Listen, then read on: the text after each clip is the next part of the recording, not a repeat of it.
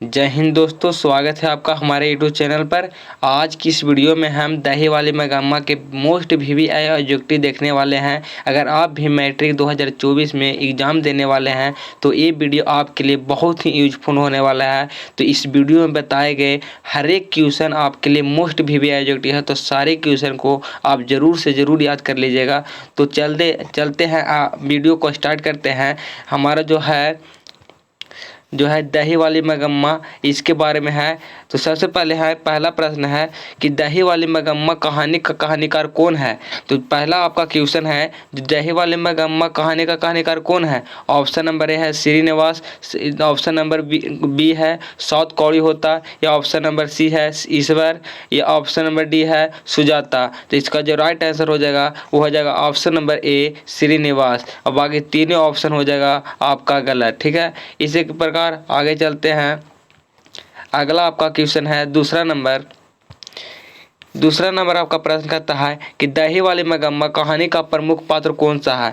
दही वाली मगम्मा में जो कहानी आपने पढ़ा है उस कहानी में सबसे ज़्यादा नाम की कौन सा ज़्यादा प्रचलित है। तो कौन दही लेकर जाता था। तो इसका जो हो जाएगा, इसका जो राइट आंसर हो जाएगा ऑप्शन नंबर बी मगम्मा हो जाएगा। क्या हो जाएगा, मगम्मा। अगला प्रश्न है ऑप्शन नंबर तीन कि दही वाली मगम्मा कहानी का कथावाचक कहाँ से लिया गया है। तो दही वाली मगम्मा कौन सा शहर का चित्रण किया गया है दही वाली मगम्मा का। तो हम लोग सारे लोग जानते हैं कि वह बेंगलुरु का चर्चा किया गया है। कहाँ का किया गया, बेंगलुरु का। तो ऑप्शन नंबर 3 का जो सही आंसर हो जाएगा ऑप्शन नंबर सी हो जाएगा, बेंगलुरु।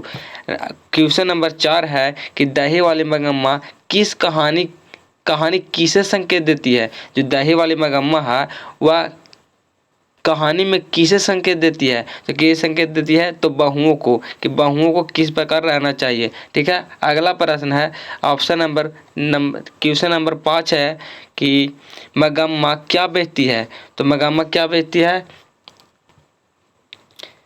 मगम्मा क्या बेचती है। तो मगम्मा बेचती है क्या बेचती थी। तो ऑप्शन नंबर सी इसका राइट आंसर हो जाएगा, दही बेचती थी।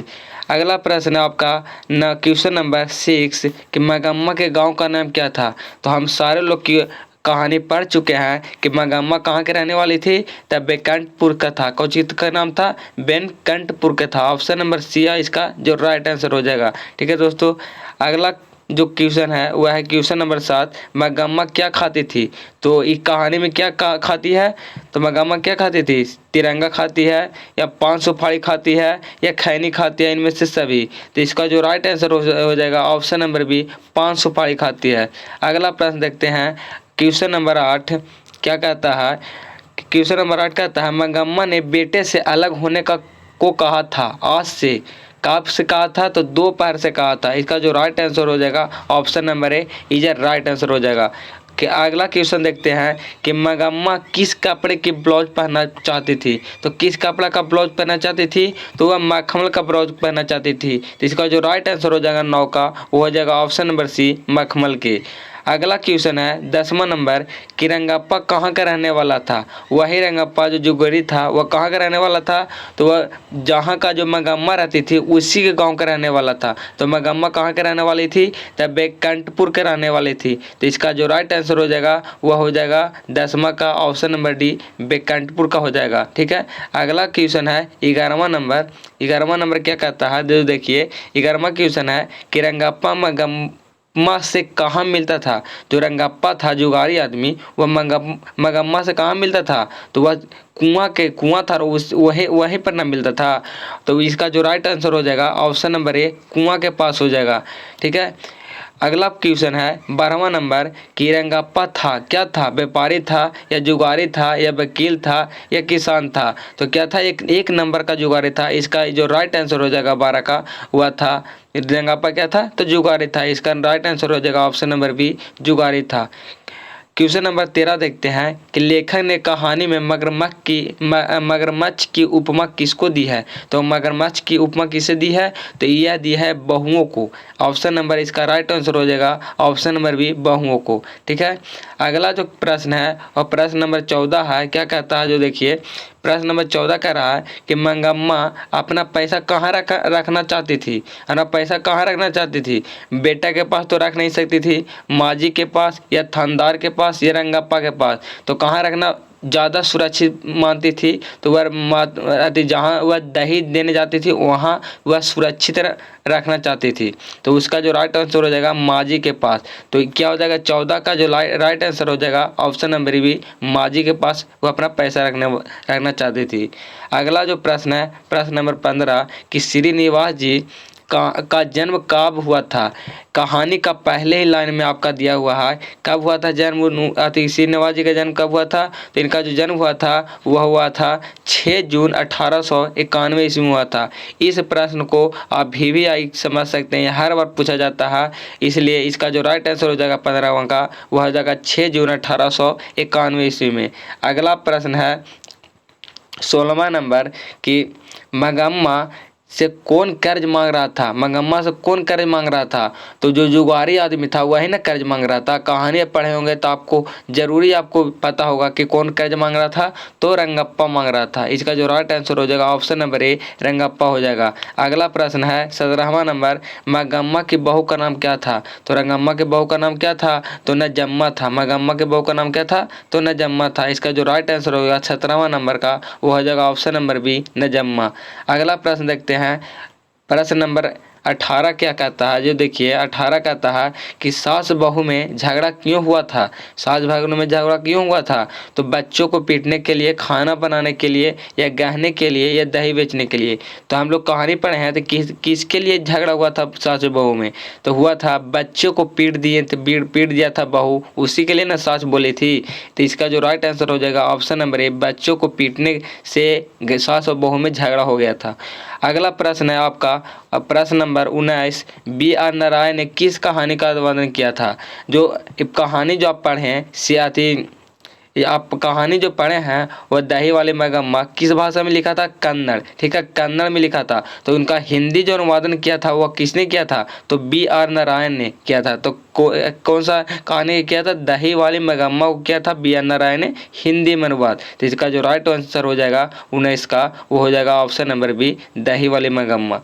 अगला प्रश्न देखते हैं प्रश्न नंबर 20 क्या कहता है, जो देखिए 20 कहता है कि उस घर में अब सास और बहू में स्वतंत्रता की होड़ लगी है। यह पंक्ति किस कहानी के लिए गई है, तो किस कहानी में सास और बहू में स्वतंत्रता की होड़ लग गई थी जब दोनों साथ हो गए थे। तो कौन सा अभी पढ़ रहे हैं, कौन सा कहानी था, तो दही वाले मंगम्मा था। तो 20 का जो राइट आंसर हो जाएगा ऑप्शन नंबर डी, दही वाले मंगम्मा हो जाएगा। अगला प्रश्न देखते हैं क्वेश्चन नंबर 21 क्या कहता है, जो देखिए दही वाले मंगम्मा कहानी किस भाषा से अनुदित है। किस भाषा से अनुदित है, मतलब किस भाषा में लिखा गया था, तो लिखा गया था किस भाषा में, तो वह कन्नड़ में लिखा गया था। ठीक है, वो तो हिंदी अनुवाद बी आर नारायण ने किया था। इस बात को आप याद रखिएगा कि अनुदित कहेगा तो वह कन्नड़ होगा। ठीक है, अगला प्रश्न देखते हैं प्रश्न नंबर 22 क्या कह रहा है, जो देखिए 22 बोल रहा है अमराई का कुआं कहाँ है, कहाँ शहर में है, या बाजार में है, या रास्ते में है, या रंगप्पा के खेत में है। तो इसका जो राइट आंसर हो जाएगा ऑप्शन नंबर सी, रास्ते में है। याद कर ले रहेगा दोस्तों कि अमराई का जो कुआं है कहाँ पर है, तो रास्ते में है। वहीं पर जो जुगारी था रंगप्पा वह मिला करता था किससे, तब मंगम्मा से। ठीक है, अब क्वेश्चन नंबर 23 देखिए कि मंगम्मा को किससे विवाद था, किससे विवाद था, बेटे से, बहू से, पोते से, या सास से। तो मंगम्मा का जो विवाद था वह किससे विवाद था, तब बहू से। इसका जो राइट आंसर हो जाएगा 23 का ऑप्शन नंबर बी, बहू से था। अगला प्रश्न है प्रश्न नंबर 24 है क्या कह रहा है, देखिए नगम्मा मंगम्मा की कौन थी। नजम्मा तो मंगम्मा की कौन थी, तो कौन थी, नजम्मा मंगम्मा की कौन थी, तो कौन थी, तो बहू थी। इसका जो राइट आंसर हो जाएगा 24 का वो हो जाएगा ऑप्शन नंबर सी, बहू की। अगला प्रश्न देखते हैं प्रश्न नंबर जो 25 है वह क्या कह रहा है, क्यों री राक्षसी इस छोटे से बच्चों को क्यों पीट रही है। इसने कहा, किसने कहा था ये बातें, क्यों रे राक्षसी किसने कहा था, तो मंगम्मा ने कहा था। किसको कहा था, तो नजम्मा को कहा था। तो यह 25वां क्वेश्चन का जो राइट आंसर हो जाएगा वो हो जाएगा ऑप्शन नंबर ए, मंगम्मा हो जाएगा। ठीक है, मंगम्मा ने ये बात कहा था, ठीक है, नजम्मा को। ठीक है, इसका जो राइट आंसर हो जाएगा 25 का ऑप्शन नंबर ए, मंगम्मा हो जाएगा। अगला प्रश्न देखते हैं कि मंगम्मा कहाँ की रहने वाली है, तो मंगम्मा कहाँ के रहने वाली थी? अमरूल के पास किसी गांव की। वह गांव का नाम क्या था? तो बेकंटपुर था। तो इसका जो राइट आंसर हो जाएगा ऑप्शन नंबर ए, अमरूल के पास। अमरूल के पास किसी गांव के, और गांव का नाम क्या था? बेकंटपुर। ठीक है, इसका जो राइट आंसर हो जाएगा 16 का ऑप्शन नंबर ए हो जाएगा। अगला प्रश्न देखते हैं। प्रश्न नंबर है आपका 27 कि मगम्मा किस भाषा की कहानी है? तो मगम्मा किस भाषा की कहानी है? तो वह कन्नड़ भाषा की कहानी है। ऑप्शन नंबर इसका डी हो जाएगा, इधर राइट आंसर हो जाएगा। अगला प्रश्न देखते हैं, प्रश्न नंबर 28 कि मगम्मा मिठाई किसके लिए ले जा रही थी? किसके लिए ले जा रही थी? जब लड़ाई मिट गया था तो किसके लिए ले जा रही थी? तो पोता के लिए ले जा रही थी। ऑप्शन नंबर इसका हो जाएगा ए, 28 का हो जाएगा ऑप्शन नंबर ए। अगला प्रश्न देखते हैं, प्रश्न नंबर 29। यह इस वीडियो का लास्ट क्वेश्चन है। तो क्या कहता है जो देखिए 29वां प्रश्न कि दही वाली मगम्मा शीशा पाठ में बहू ने सास से समझौता क्यों कर लिया था? जो नजम्मा थी, जो अपनी सास जो मगम्मा थी, उससे क्यों समझौता कर लिया था? तो डर से कर लिया था समझौता, क्योंकि उसे बार बार कभी नजम्मा जुगाड़ी आदमी कर्ज मांग रहा था। इसी के डर से वह नजम्मा जो थी वह माफ़ी मांग ली थी बहू से। ठीक है, डर से माफ़ी मांग ली थी और समझौता हो गया था। तो जो राइट आंसर हो जाएगा 29वां का हो जाएगा डर से। आई होप कि दोस्तों इस वीडियो में बताए गए आपका जो ऑब्जेक्टिव है वह काफ़ी यूजफुल होने वाला है 2024 के मैट्रिक एग्जाम में। तो अगर आपको ये वीडियो से थोड़ा भी हेल्प मिला हो तो वीडियो को लाइक और चैनल को सब्सक्राइब जरूर करें। मिलते हैं अगले वीडियो में, जब तक जय हिंद जय भारत।